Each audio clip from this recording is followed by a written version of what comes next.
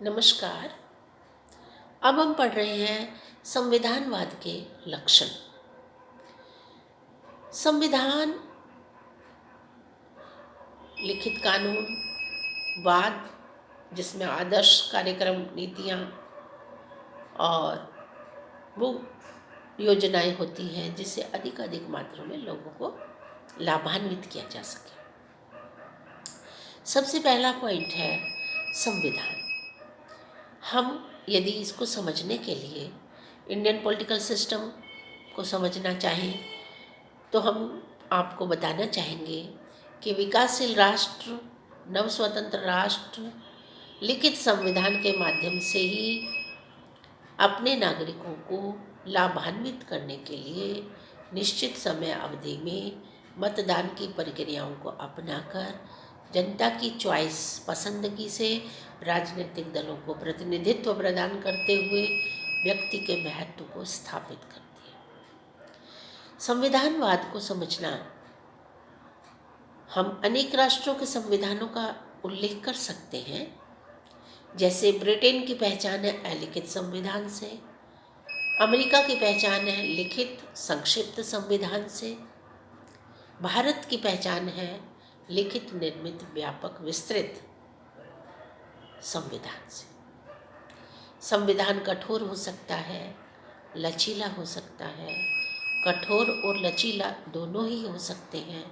इसके अंदर क्या व्यवस्थाएं हैं, किस तरह सरकार के अंग कार्य करते हैं, कैसे नागरिक अपने अधिकारों का उपभोग करते हैं, किस प्रकार नागरिकों को अपने कर्तव्य और दायित्वों का बोध कराया जाता है, सभी पहलुओं का विस्तृत व्यापक रूप से उल्लेख किया गया। संसदात्मक प्रणाली व्यवस्थापिका कार्यपालिका में घनिष्ठ संबंध को दर्शाती है। अध्यक्षात्मक प्रणाली व्यवस्थापिका कार्यपालिका में पृथक्करण यानी सत्ता का विकेंद्रीकरण दर्शाती है। एकात्मक शासन व्यवस्था सत्ता के केंद्रीकरण पर बल देती है।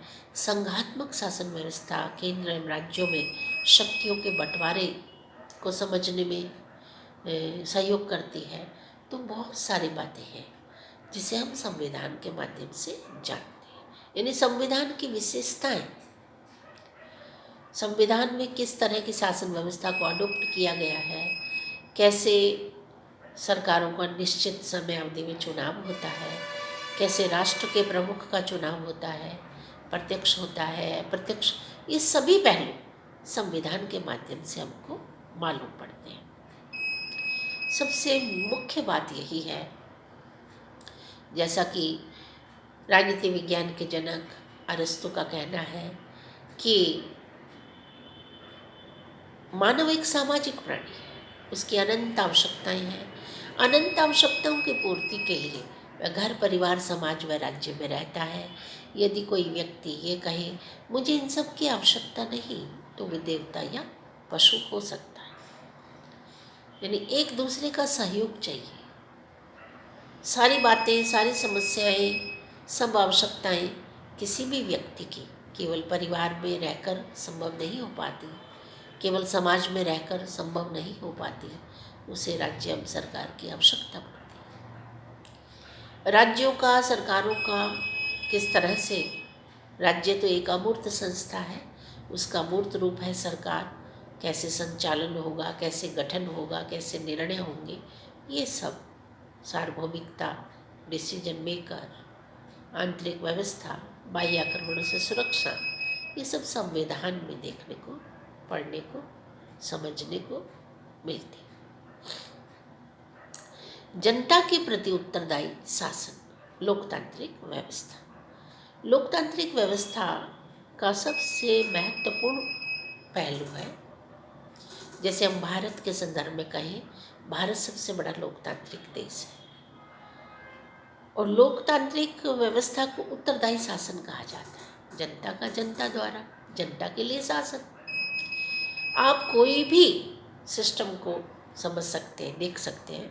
पंचायती राज व्यवस्था, जन सहभागिता, गांवों की सरकार, जिला परिषदों का निर्माण, विधानसभा चुनाव, लोकसभा चुनाव, जनता द्वारा चुने हुए प्रतिनिधि एक निश्चित समय अवधि तक व्यवस्थापिका के सदस्यता को प्राप्त करके कानून का निर्माण करते हैं। सरकार कानूनों का क्रियान्वयन करती है, जिसका मुख्य ध्येय एक ही होता है, लोगों का अधिकाधिक मात्रा में कल्याण, लोकहितकारी कार्यों को संपन्न किया जाना।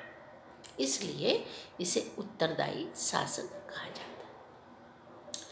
जैसे लोकसभा, निम्न सदन और उच्च सदन। निम्न सदन यानी जनता का सदन, जनता का सदन जनता द्वारा जनता के लिए उत्तरदायी है। राज्यसभा राज्यों को रिप्रेजेंट करता है, वो राज्यों के प्रति उत्तरदायी है। सरकार, जिसका गठन निम्न सदन में से हुआ, संसदात्मक प्रणाली में बहुमत दल का नेता प्रधानमंत्री बनता है। प्रधानमंत्री द्वारा उसी दल में से मंत्रिमंडल का गठन किया जाता है। फिर पूरा मंत्रिमंडल नेतृत्व सहित निम्न सदन के प्रति उत्तरदायी होते हैं। फिर आता है विधि का शासन। विधि का शासन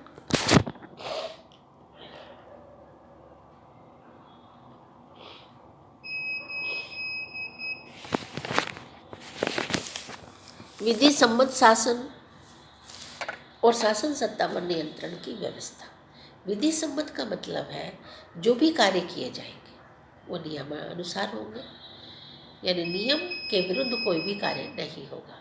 कानून के दायरे में रहकर मर्यादित रूप से व्यवस्थापिका के जो दायित्व हैं वो अपनी पूर्ति करेंगे, कार्यपालिका के जो दायित्व हैं वो अपनी पूर्ति करेंगे, न्यायपालिका के जो दायित्व हैं वो अपनी पूर्ति करेंगे, और जनमानस का जो दायित्व है वो उसकी पूर्ति करने के लिए बाध्य है।